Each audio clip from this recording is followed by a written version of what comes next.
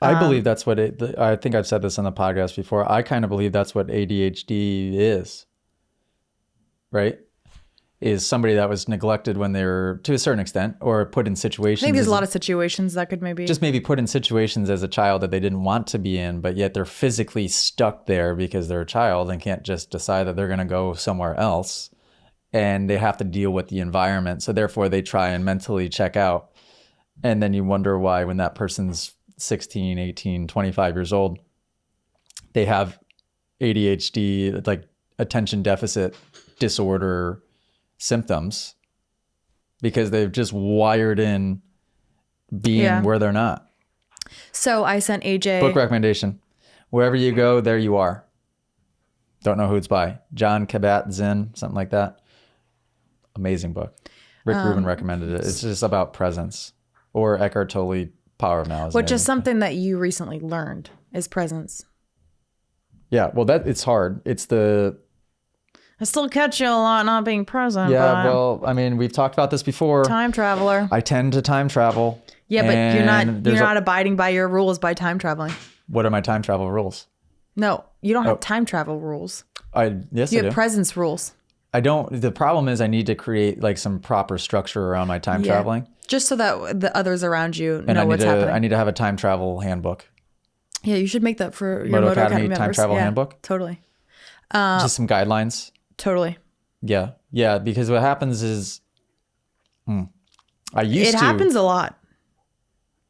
Like there were multiple times today where I was like, oh my, if you're on the phone, drives me nuts. If I'm on the phone and I'm in a serious conversation, you could tell me to do something. I can still be listening to the phone call and be smart enough to know like, okay, I need to pause and do this or not do this or whatever. You'll be on the phone and you are straight in another universe. You were talking to Tony today. Yeah. And I said, don't close the trunk. You looked right at me and you did this. You closed it on me and I still had to get the stroller in. I still had to put her toys in the trunk. Really? Yeah. Oh, I was like, the old alley on Auto last year would have reamed you a new one. And you know what I did? Do you know what I did? What? You said something.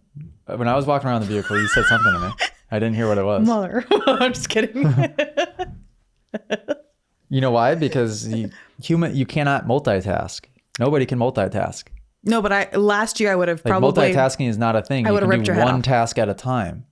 If you're doing multiple tasks at once, that means that one of them is completely subconscious and therefore you can't control that. You're just going to automatically do whatever it is. So then what advice would you have for yourself when you know that you're out with your family, but work's calling? I think that you pick up things at the wrong time. Yeah. If I were you, and let's say... How did that happen? He called me and I answered? Yeah. Oh, I shouldn't answer. I don't know why I answered.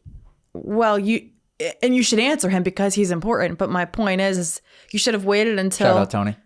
I was trying not to say his name. Oh. You should have waited until... We were at Home Goods, by the way. I found a tree a couple days ago. I went into Home Goods. Oh, I almost got taken. People, I think we already told that story. Okay. But I went into Home Goods looking for stuff for the podcast studio, and I saw this beautiful tree, and I wanted it for our living room. So I made AJ go back and get it with me today. But what you should have done is you should have waited until we were in the car on the way home after we got off. Because I had to help the guy put the tree in the car. He poked Doug's eye out with the freaking leaf. Did? Yeah, it was just and you're just sitting in the car talking to Tony on the phone.